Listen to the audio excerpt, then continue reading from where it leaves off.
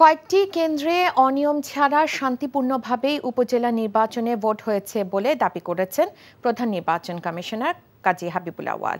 বিকেলে নির্বাচন কমিশনে এক ব্রিফিংয়ে দাবি করেন তিনি। বলেন, নির্বাচনে ৩০ থেকে ৪০% ভোট পড়েছে। সীমিত পর্যায়ে কিছু অনিয়ম হয়েছে, যে কারণে আমরা তাৎক্ষণিকভাবে পদক্ষেপ নিয়েছি। আর দুটি কেন্দ্রে ভোট বন্ধ করে স্থগিত করে দেওয়া হয়েছে। পাল্টা ধাওয়ায় হতের ঘটনা ঘটেনি। 25 জন আহত হয়েছেন। আর টোটাল আমি 10,399টি কেন্দ্রে আজকে ভোট অনুষ্ঠিত হচ্ছিল। তার মধ্যে দুটি কেন্দ্রে ভোট বন্ধ করে দেওয়া হয়েছে।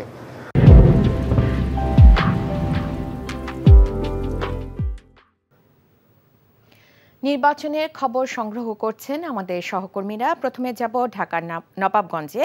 সেখানে আছেন স্পেশাল করেসপন্ডেন্ট হাসান জাবেদ।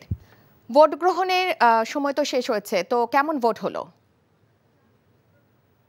গ্রহণ কিন্তু বিকাল 4টা পর্যন্ত শেষ হয়েছে। আজকে সকাল থেকে কিন্তু ঢাকার নবাবগঞ্জ এবং দোহার উপজেলার যে নির্বাচন হচ্ছে সেই নির্বাচনের বিভিন্ন কেন্দ্রে কিন্তু আমি ঘুরে দেখেছি।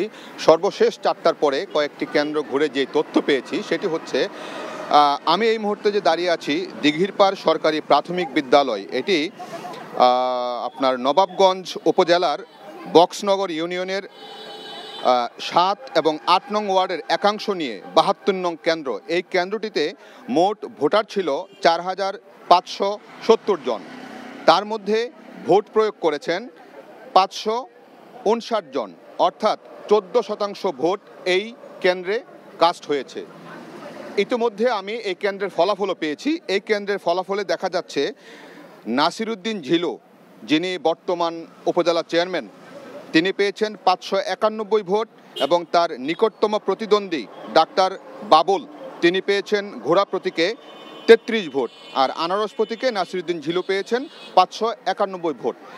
ভোটের শতকরা হিসাব যদি করা যায়, 4টার পরে যে চিত্র দেখতে পাচ্ছি, আরেকটি কেন্দ্র এটার পাশেরই, কেন্দ্রটির নাম হচ্ছে Nawabganj pilot girls school and college. এখানে ভোটার ছিল 3,442 জন। তার মধ্যে 496 জন ভোটার ভোট দিয়েছেন।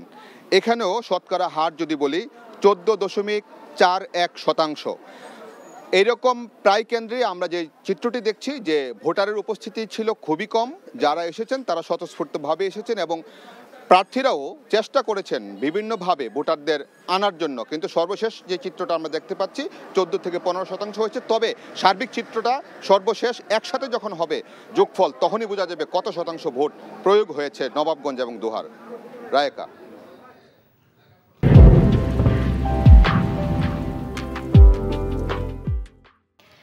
এবার যাব মানিকগঞ্জে সিনিয়র করেসপন্ডেন্ট নিয়ামুল আজিজি সাদেকের কাছে। সাদেক, ইভিএমে তো ভোট হয়েছে, তো ফলাফল জানতে কেমন সময় লাগতে পারে?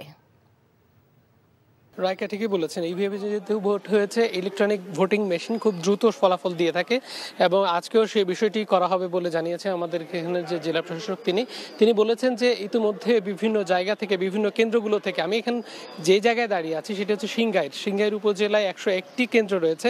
সেখান থেকে প্রায় প্রতিটি কেন্দ্রের অধিকাংশ যে ফলাফল সেটি তার কাছে পৌঁছে গেছে। তবে আমরা এখন আপনাকে দেখাতে চাই যে সিংগাইরের একটি কেন্দ্রে এখানে ইতিমধ্যে যে ইভিএমগুলো রয়েছে এগুলোর কার্যক্রম শেষ। এখন এগুলো ফেরত পাঠানো হচ্ছে তার নির্ধারিত স্থানে, নির্বাচনী অফিসে।